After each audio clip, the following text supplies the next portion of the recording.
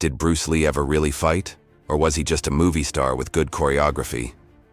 Today, we explore the truth behind the legend and reveal why Bruce Lee may have been the most misunderstood fighter in martial arts history.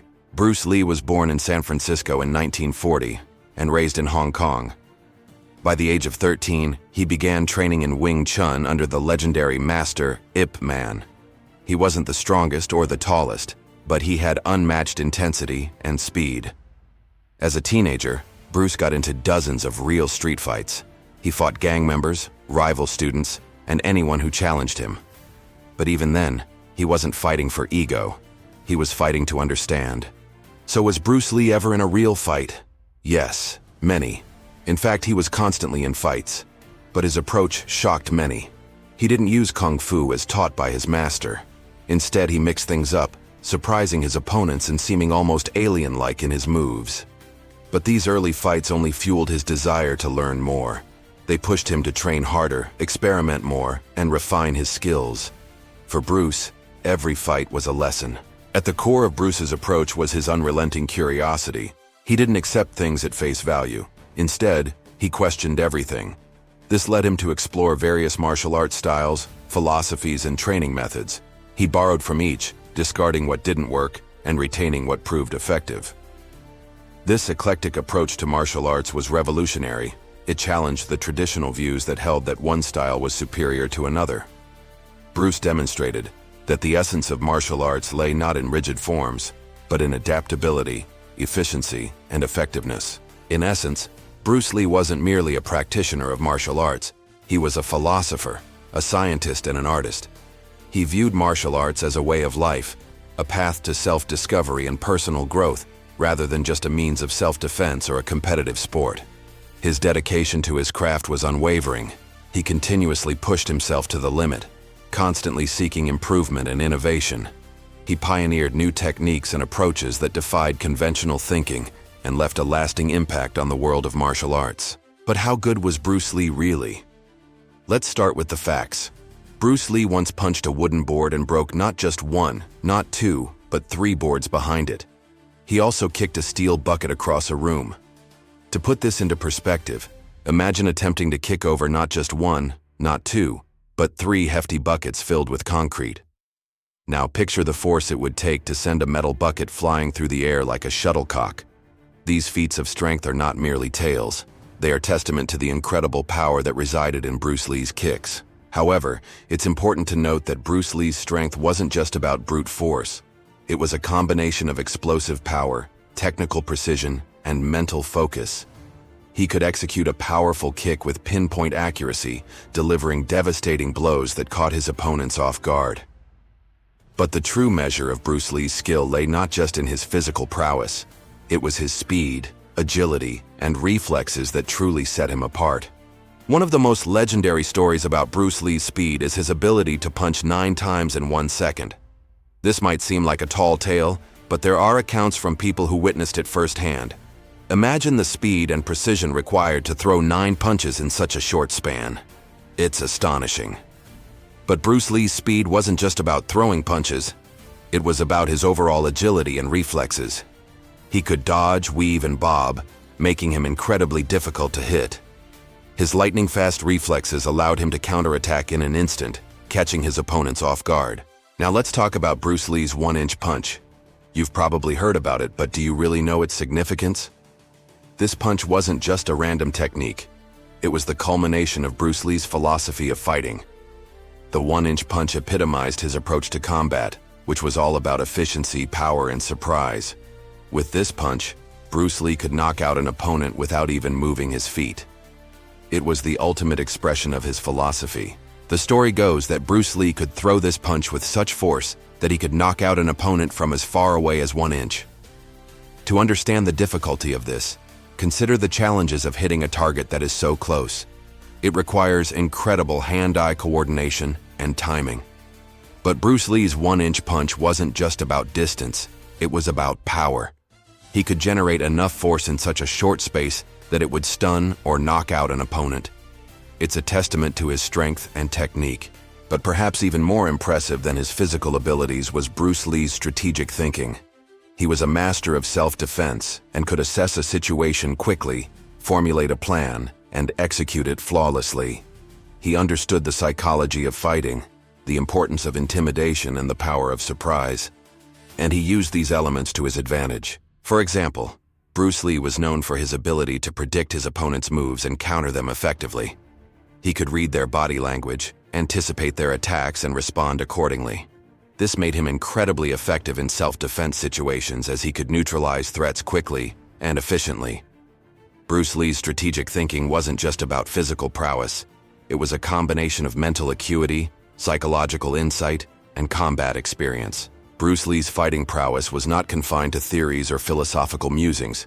It found expression in real-life scenarios. One of the most talked-about fights of Bruce Lee's life was against Wong Jack Man in Oakland in 1964. This wasn't just a random street brawl. It was a clash of styles, philosophies, and egos. Wong Jack Man, a Shaolin monk and martial arts exponent, challenged Bruce to a fight, confident in his own abilities and perhaps underestimating Bruce's prowess. The details of the fight are somewhat sketchy, with conflicting accounts from those who witnessed it. But the outcome is generally agreed upon. Bruce Lee won the fight, but not without a bit of struggle. Some reports suggest that the fight was longer and more intense than Bruce Lee's fans might like to admit. Nevertheless, the outcome was clear. Bruce's style and approach proved superior in that confrontation. This fight wasn't just about physical victory for Bruce Lee. It was about proving the effectiveness of his approach to martial arts. He demonstrated that his style, which emphasized practicality, efficiency, and adaptability, was superior to more traditional styles. It was a testament to his years of training, experimentation, and dedication to his craft. In the end, the fight with Wong Jack Man was a pivotal moment in Bruce Lee's life. It solidified his reputation as a martial arts master and gave him confidence in his approach to fighting. But it wasn't just about winning fights.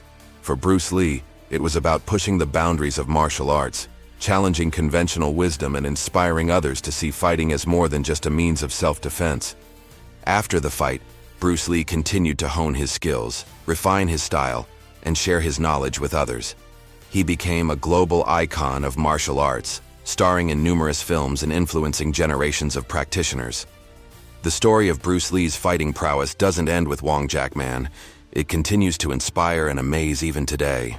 Whether through his legendary one-inch punch, his lightning-fast speed, or his strategic fighting style, Bruce Lee remains a symbol of excellence in the world of martial arts. His story serves as a reminder that true mastery is achieved not just through physical strength, but through a combination of skill, strategy, mental fortitude, and an unwavering commitment to one's craft. Bruce Lee didn't just fight. He revolutionized the way people thought about fighting.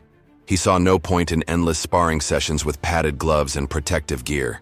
He wanted to learn in the most efficient way possible, and that meant sparring with people who could actually hurt him. He sparred with boxers, karate fighters, wrestlers, anyone who could give him a realistic taste of what it was like to fight. And he didn't shy away from taking hits. In fact, he welcomed them. Bruce Lee was a firm believer in learning from pain. He knew that discomfort and injury were the fastest routes to improvement. He once said, "Do not pray for an easy life. Pray for the strength to endure a difficult one." This quote perfectly encapsulates his approach to life and fighting. He didn't avoid challenges. He embraced them because he knew that they were opportunities for growth. Bruce Lee's approach to training was not for everyone. Many couldn't handle the intensity, the pain, or the risk of serious injury. But for Bruce, it was the only way to get better. He wasn't interested in competing in tournaments or winning championships. He wanted to learn how to fight, to defend himself, and to prevail in any situation. So how did Bruce Lee prepare for his fights? He trained like a warrior. He developed a rigorous training regimen that involved a wide range of exercises and techniques. He practiced explosive strength exercises to develop the power necessary for his signature one-inch punch. He engaged in sprint intervals to maintain his speed and endurance. He worked on heavy bags to hone his striking technique and power. And he studied fencing drills to improve his reflexes and timing. But Bruce Lee's training wasn't limited to traditional martial arts exercises. He incorporated elements of boxing, weightlifting, and other combat sports into his routine. He cross-trained to develop a well-rounded skill set that would hold up in real fights. He wasn't just a practitioner of martial arts. He was a dedicated athlete, always striving to improve his physical and mental game. So did Bruce Lee ever really fight? The answer is yes. He fought in the streets, in the ring, and in the movies. He was a fighter, a martial arts pioneer, and a legend. He showed us that fighting isn't just about violence. It's about discipline, respect, and self-improvement. It's about facing our fears and overcoming challenges. It's about being the best version of ourselves. In the end, Bruce Lee's story is a testament to the power of hard work, dedication, and an unwavering pursuit of excellence. Whether you're a martial arts enthusiast, a fitness fanatic, or just someone who appreciates the story of a true champion, Bruce Lee's legacy continues to inspire and motivate people around the world. Today, some still question if Bruce Lee was truly a fighter. They say, he never fought in a real ring. But they forget, Bruce Lee didn't fight for medals, he fought for meaning. He didn't need a championship to prove his worth. His life was the proof. Because the real fighter isn't the one in the spotlight. It's the one who trains in the shadows, who grows in silence, who rises without applause. So what should we explore next?